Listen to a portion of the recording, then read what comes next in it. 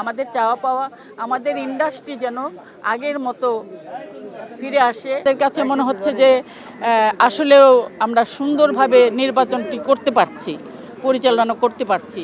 তো এটা আমাদের জন্য একটা সুসংবাদ, ভালোর দিক। শিল্পটাকে আরো এগিয়ে নিতে বা শিল্পীদের কল্যাণে, যাতে করে একদম শেষ বয়সে গিয়ে তাদেরকে কষ্ট করতে না হয়, খুবই দুঃখজনক পরিস্থিতিতে পড়তে না হয়, সেই জন্য আপনারা কি করবেন বলে আপনারা ঠিক করেছেন? দুই পরিষদেরই মন মানসিকতা আমরা দেখতে পেয়েছি, মিল আছে অনেক।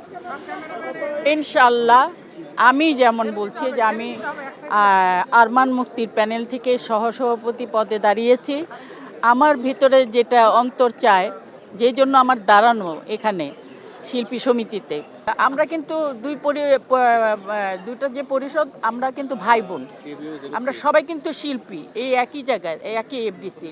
তো মানে তারা কি চিন্তা করেছে আমি জানি না, কার কি চিন্তা আছে আমি জানি না। তবে আমার প্যানেল নিয়ে আমি বলবো যে আমার তরফ থেকে যে আমি যদি আল্লাহ যদি আমাদের প্যানেলকে পাশ করায়, আমি আসতে পারি, তাহলে যেটা তুমি প্রশ্ন করেছো যে অসহায় দুঃখী শিল্পীরা যারা আছে, আমাদের জুনিয়র শিল্পীরা অনেক আছে, নাচের ছেলে মেয়ে আছে, ফাইটাররা আছে, আরও অনেকে আছে যারা সারা জীবন, আমরা যখন থেকে হিরোইনের কাজ করেছি তখন থেকেই এরা কিন্তু এই এফডিসি ছাড়ে না।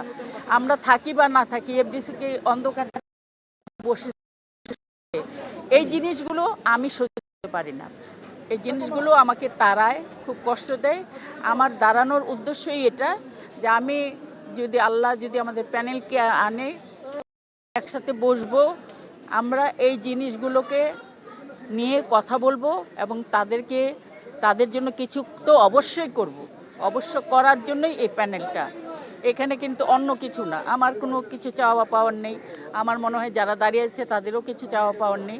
আমাদের চাওয়া পাওয়া আমাদের ইন্ডাস্ট্রি যেন আগের মতো ফিরে আসে। যারা নতুন শিল্পীরা আসবে, নতুন নায়ক নায়িকারা আসবে, তারা যেন আমরা যে পর্যায়ে কাজ করে এসেছি এত বছর ধরে, তারাও যেন সুন্দরভাবে ইন্ডাস্ট্রিকে সেই জায়গাটায় নিয়ে যেতে পারে, এটা আমি মনে করি।